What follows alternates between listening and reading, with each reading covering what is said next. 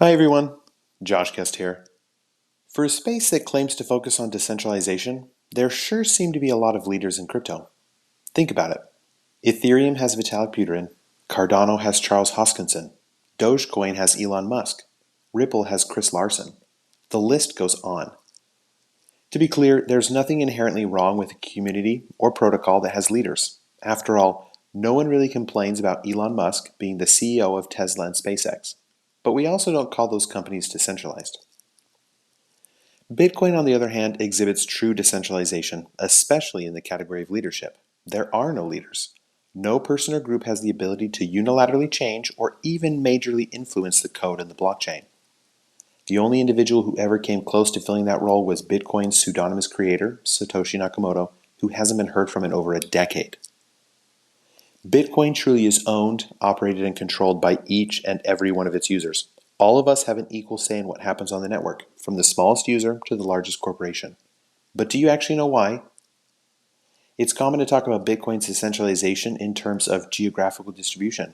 After all, there are Bitcoin miners and node operators all over the world. A globally distributed network is one that is nearly impossible to shut down, whether intentionally or unintentionally. That's one of several pillars of Bitcoin's decentralization.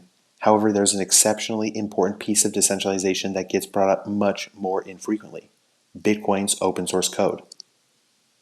The open source nature of Bitcoin's code has had several results, both for Bitcoin specifically and for the crypto space at large.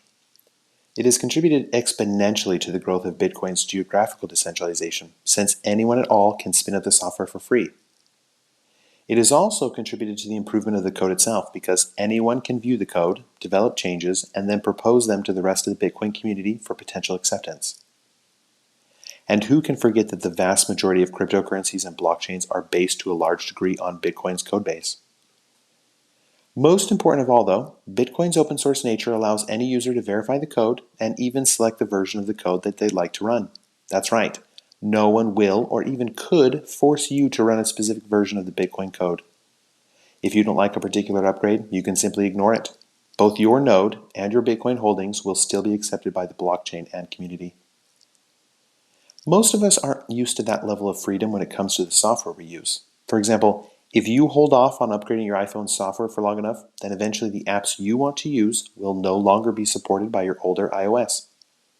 Or if you leave a Google Chrome update sitting for long enough, the browser will eventually force an update through when you close and then reopen it. In short, it's rather common for software to be controlled by its developers. So it's an anomaly that Bitcoin users aren't controlled by the blockchain's developers. But it's an anomaly that makes all the difference. If you've been staying up to date on the latest Bitcoin news within the space, then you've likely heard of the disinformation campaign that was recently launched by the nonprofit Greenpeace and funded by Chris Larsen, the CEO of Ripple, which is the company behind the cryptocurrency XRP.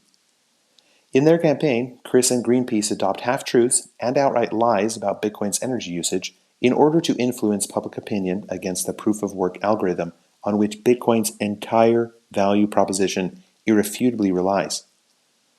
Likely one of the most insidious claims by the campaign is the following, quote, "We know a basic software code change would reduce Bitcoin's energy usage by 99%.